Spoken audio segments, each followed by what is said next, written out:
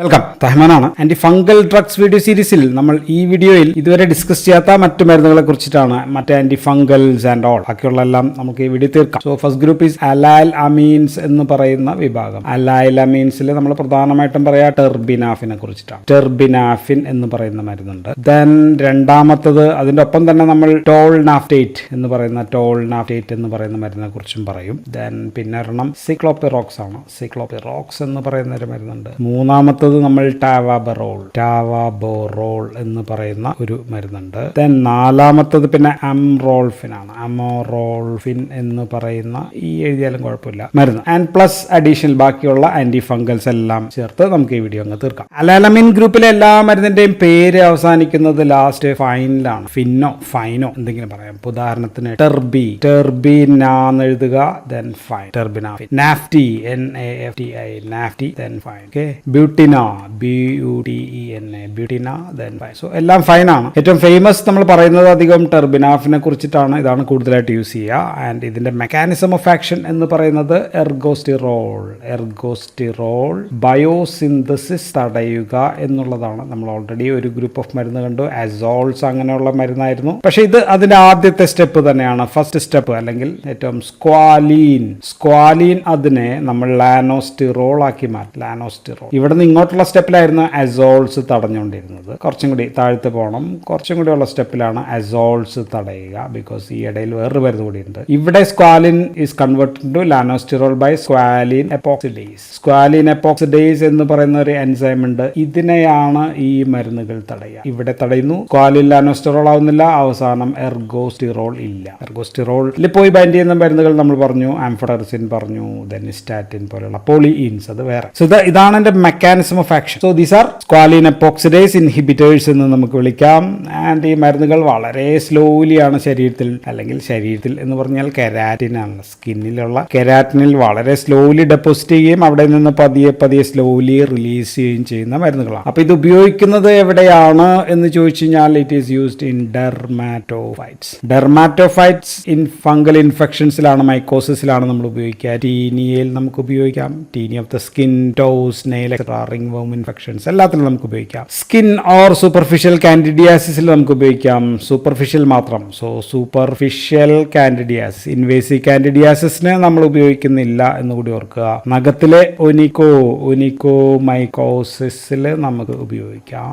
Best drug ആണ്. Then Taenia വേഴ്സി കളറിലും ഉപയോഗിക്കാം. വേഴ്സി കളർ എന്ന് വെച്ചാൽ പിഗ്മെന്റേഷൻ കുറയുന്ന പാടുകൾ പോലെയുള്ള ഒരു കോസ്മെറ്റിക് പ്രോബ്ലം ആണ്. അതിലും നല്ല ഫലമുണ്ട്. ആൻഡ് മരുന്നിന്റെ ദോഷഫലം, ഇത് ഓറലി നമുക്ക് കൊടുക്കാം കേട്ടോ. പക്ഷെ ഓറലി അല്ല നമ്മളത് യൂസ് ചെയ്യുക. നമ്മൾ അധികവും സ്ക്രീം ആയിട്ടാണ് ഉപയോഗിക്കുക. ഓറലി ഗുളികയായിട്ട് എങ്ങാനും കൊടുത്തു കഴിഞ്ഞാൽ പ്രശ്നം ഹെപ്പാറ്റോടോക്സിറ്റി ഉണ്ടാക്കാം എന്നുള്ളതാണ് ഇതിന്റെ ഒരു പ്രശ്നം. ദെൻ ഡിസ്ഗൂഷ്യ, വിഴുങ്ങാനൊക്കെ ഉള്ള ബുദ്ധിമുട്ട്, GA അപ്സെറ്റൊക്കെ അങ്ങനെയൊക്കെ ഓറലായിട്ട് കൊടുത്താൽ ഉപയോഗിക്കാം. ദെൻ മരുന്ന് CYP2D6 ഇൻഹിബിറ്റ് ചെയ്യുന്ന മരുന്ന് കൂടിയാണ്. 2D6 ഇൻഹിബിറ്റർ ആണ്. ആൻഡ് അപൂർവമായിട്ട് വല്ല ഹൈപ്പർ സെൻസിറ്റിവിറ്റി SJS10 ഒക്കെ വേണമെങ്കിൽ ഉണ്ടാക്കാം.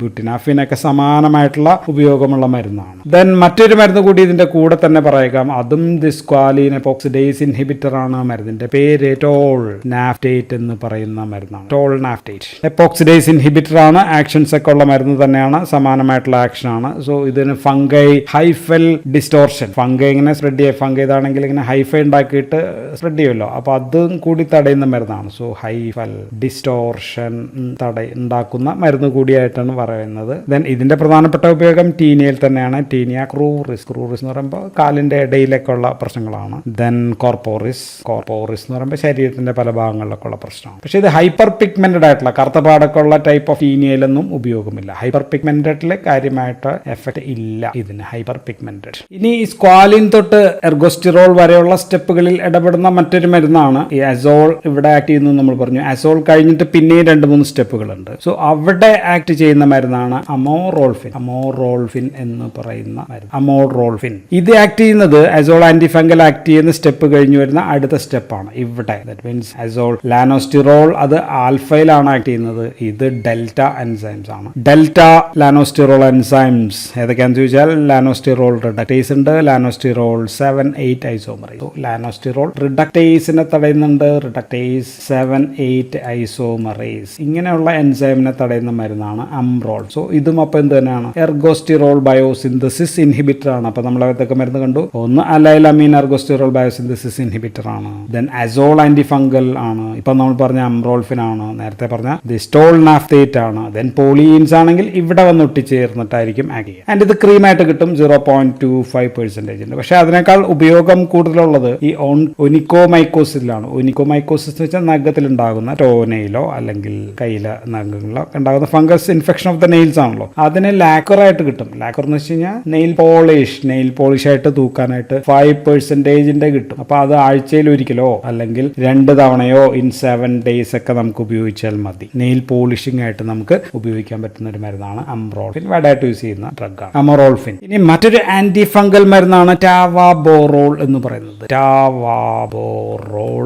എന്ന് പറയുന്നതും ഒരു പുരട്ടുന്ന മരുന്ന് തന്നെയാണ്. ടോപ്പിക്കൽ ആണ് ആൻഡ് ഉപയോഗിക്കുന്നത് ടോനെയിൽ ഇൻഫെക്ഷൻസിലാണ് ഉപയോഗിക്കുന്നത്. എന്ന് പറഞ്ഞു കഴിഞ്ഞാൽ ഒനിക്കോമൈക്കോട്ടിക് ഇൻഫെക്ഷനിലാണ് നമ്മൾ ഇത് ഉപയോഗിക്കുക. സോ ഇതിന്റെ മെക്കാനിസം ഓഫ് ആക്ഷൻ ഒരു ഫംഗൽ പ്രോട്ടീൻ സിന്തസിസ് ഇൻഹിബിറ്റർ ആണ്. നമ്മൾ ഈ ഗ്രൂപ്പിൽ പ്രോട്ടീൻ സിന്തസിസ് ഇൻഹിബിറ്റർ ഒന്നും കണ്ടില്ലേ. സെൽ വാൾ കണ്ടു, സെൽ മെംബ്രെയിൻ കണ്ടു അല്ലെ. പ്രോട്ടീൻ സിന്തസിസ് ഇൻഹിബിറ്റർ ആണ്. ഇതിന്റെ മെക്കാനിസം എന്ന് പറഞ്ഞാൽ ഇത് tRNA ആണ് തടയുക. tRNA തടയുന്ന മരുന്ന്. ഓക്കെ, ഏത് tRNA എന്ന് ചോദിച്ചു കഴിഞ്ഞാൽ ലൂസൈൽ tRNA ആണ്. ലൂസൈൽ tRNA സിന്തേസ് അതിനെ തടയുകയാണ്. അപ്പൊ എന്താ സംഭവിക്കുന്നത് വെച്ചാൽ ലൂസിൻ എന്ന് പറയുന്ന അമിനോ ആസിഡ് പിക്ക് ചെയ്തെടുത്ത് കൊണ്ടുവന്നിട്ട് ഒരു പ്രോട്ടീൻ ഉണ്ടാക്കാൻ പറ്റില്ല. അപ്പൊ പ്രോട്ടീൻ സിന്തസിസ് ഇങ്ങനെ ഇത് ലൂസിൻ ആണ്, ഇത് ഗ്ലൂട്ടമേറ്റ് ആണ്, ഇത് എസ്പാർട്ടേറ്റ്, ഇങ്ങനെയാണെങ്കിൽ ലൂസിൻ ഉണ്ടാവില്ല. അപ്പോൾ പ്രോട്ടീന്റെ സ്ട്രക്ചർ പോകും. സോ അങ്ങനെ ഫംഗസ് മരിക്കും. ആൻഡ് ഇത് ഓർത്തിരിക്കാൻ സുഖമാണ്. എല്ലാം ടി ആണ്. ടാവാബറോൾ എന്നാണ് പേര്. ടോപ്പിക്കലാണ് ഉപയോഗം. ടോനെയിൽ നമ്മൾ ഉപയോഗിക്കുന്നു. നിക്കോമൈക്കോസിലാണ്. ദെൻ tRNA ഇൻഹിബിറ്റർ ആണ്.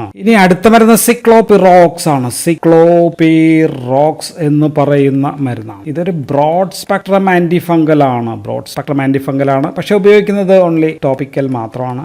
അത്യാവശ്യം ഓറിലൊക്കെ കൊടുത്ത പഠനങ്ങളൊക്കെ ഉണ്ട്. ആൻഡ് പലവിധ കോൺസെൻട്രേഷനിൽ, പലവിധ ഫോർമുലേഷനിൽ, പലവിധ മരുന്നുകളൊക്കെ ആയിട്ട് കോമ്പിനേഷൻസ് ആയിട്ട് അവൈലബിൾ ആണ് ഈ മരുന്ന് സിക്ലോപിറോക്സ്. ആൻഡ് ഇതിന്റെ പ്രവർത്തന രീതി എന്ന് വെച്ചാൽ ഇതൊരു ചീലേറ്റർ ആണ്, മെറ്റൽ ചീലേറ്റർ ആണ്. പ്രത്യേകിച്ച് ട്രൈവാലന്റ് ആയിട്ടുള്ള പറഞ്ഞു കഴിഞ്ഞാൽ ഇപ്പോൾ അയൺ ട്രൈവാലന്റ് ആണ്, ഇരുമ്പ്. ദെൻ അലൂമിനിയം ട്രൈവാലന്റ് ആണ്. സോ ഇങ്ങനെയൊക്കെയുള്ള ഇതിനൊക്കെ ചീലേറ്റ് ചെയ്യുന്നു. ഇതിന്റെയൊക്കെ ഇമ്പോർട്ടൻസ് എന്താണ്? അയൺ, അലൂമിനിയം ഒക്കെ എന്ന് പറഞ്ഞു കഴിഞ്ഞാൽ ഇതൊക്കെ ഫംഗൽ സൈറ്റോപ്ലാസ്മിക് ആക്ടിവിറ്റിക്ക് വേണ്ട എൻസൈംസ് അല്ലെങ്കിൽ മൈറ്റോകോൺട്രിയയുടെ അകത്തുള്ള എൻസൈംസ്. സോ ഇതിന്റെയൊക്കെ കോഫാക്ടേഴ്സ് ആയിട്ട് ആക്ട് ചെയ്യുന്ന പല സംഭവങ്ങൾക്കും ഈ അയണും അലൂമിനിയം ഒക്കെ അത്യാവശ്യമാണ്. അതൊന്നും ലഭിക്കില്ല. So fungal mitochondrion electron transport process എല്ലാം തടയും. സോ അങ്ങനെ തടയുന്ന പ്രധാനപ്പെട്ട എൻസൈംസ് പറയുകയാണെങ്കിൽ കറ്റാലൈസിസ് തടയാറുണ്ട്, പെറോക്സിഡേസ്. സോ ഇങ്ങനെയൊക്കെയുള്ള എൻസൈമിന്റെ എല്ലാം പ്രവർത്തനരഹിതമാകും. അങ്ങനെ ഫംഗസ് ചാകും. ആൻഡ് ഓൾസോ ഇത് ഗ്രാം പോസിറ്റീവ് ബാക്ടീരിയക്കെതിരെ ആക്ഷൻ ഉണ്ട്, ഗ്രാം നെഗറ്റീവ് ബാക്ടീരിയക്കെതിരെ ആക്ഷൻ ഉണ്ട്. Then also it has got anti inflammatory action കൂടിയുണ്ട്.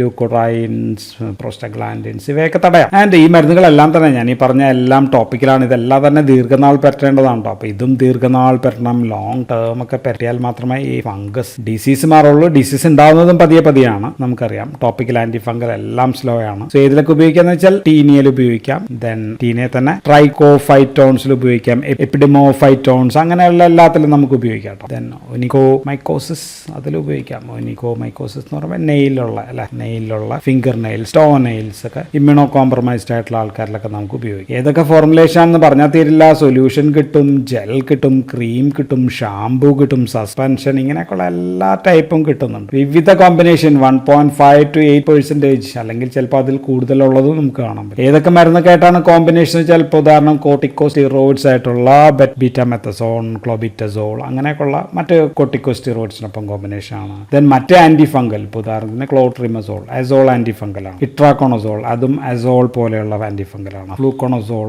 അടുത്തത്, ടെർബിനാഫിൻ, സാലിസിലിക് ആസിഡ്. സോ ഇങ്ങനെയൊക്കെയുള്ള എല്ലാ ആന്റി ഫംഗൽ, ആന്റി കോർട്ടിക്കോസ്റ്റിറോയിഡ് ഇങ്ങനെയൊക്കെയുള്ള ദെൻ വൈറ്റമിൻസ് ഇ ഒക്കെ. സോ വിവിധ കോമ്പിനേഷൻസ് ഇത് ഒരുപാട് അവൈലബിൾ ആയിട്ടുള്ള മരുന്നാണ് സിക്ലോപിറോക്സ് എന്ന് പറയുന്നത്. ആൻഡ് ഇതിന്റെ പ്രധാനപ്പെട്ട പ്രശ്നം പുരട്ടുമ്പോൾ ഒരു ബേണിംഗ് സെൻസേഷൻ ഉണ്ടാകും, ഒരു പൊള്ളുന്ന ഫീലിംഗ് ഈ സിക്ലോപിറോക്സ് പുരട്ടുമ്പോൾ ഉണ്ടാകുന്നുണ്ട് എന്നാണ് പറയുന്നത്. ഇനി മറ്റ് മരുന്നുകൾ ഏതൊക്കെയാണെന്ന് വെച്ചാൽ സാലിസിലിക് ആസിഡ് ഉണ്ട്. സാലിസിലിക് ആസിഡ് ഞാൻ ഓൾറെഡി അതിന്റെ മെക്കാനിസം നമ്മുടെ ആദ്യത്തെ വീഡിയോയിൽ ക്ലാസിഫിക്കേഷനിൽ പറഞ്ഞതാണ്. Salicylic acid plus benzoic acid ഇത് രണ്ടും കൂടി ചേർന്ന ഒരു കോമ്പിനേഷനാണ് നമ്മൾ വിഫീൽഡ് ഓയിൻമെന്റ് എന്ന് പറയാം. അതിനകത്ത് ബെൻസോയിക് ആസിഡ് 6 ഗ്രാമും ഇത് 3 ഗ്രാമും എന്നാണ് വിശ്വാസം. ദാറ്റ് മീൻസ് 1:2 റേഷ്യോയിൽ എന്നാണ് ഉപയോഗിക്കുക. ഓക്കെ, വിത്ത് ഫീൽഡ്. സോ ടീനിയ പെഡിസിൽ വളം കടിക്കൊക്കെ ടീനിയ പെഡിസിലൊക്കെ ഉപയോഗിക്കുന്ന മരുന്നാണ്. ദെൻ പിന്നെ കാണാവുന്നത് ഹാലോപ്രോജിനിൻ എന്ന് പറഞ്ഞൊരു മരുന്ന് കാണാം. അണ്ടക്കാലിനിക് ആസിഡ് കാൻഡിഡയൊക്കെ ഉണ്ടാക്കുന്ന ഒരു കോട്ട് ഫോം ചെയ്യണം, അത് നശിപ്പിക്കുന്ന മരുന്നാണ് അണ്ടക്കാലിനിക് ആസിഡ്. സോ ഇങ്ങനെയൊക്കെയുള്ള ക്വിനോഡോക്ലോർ, ഇങ്ങനെയൊക്കെയുള്ള പല മരുന്നുകളും കൂടി അവൈലബിൾ ആണ്. സോ മിക്കവാറും നമ്മൾ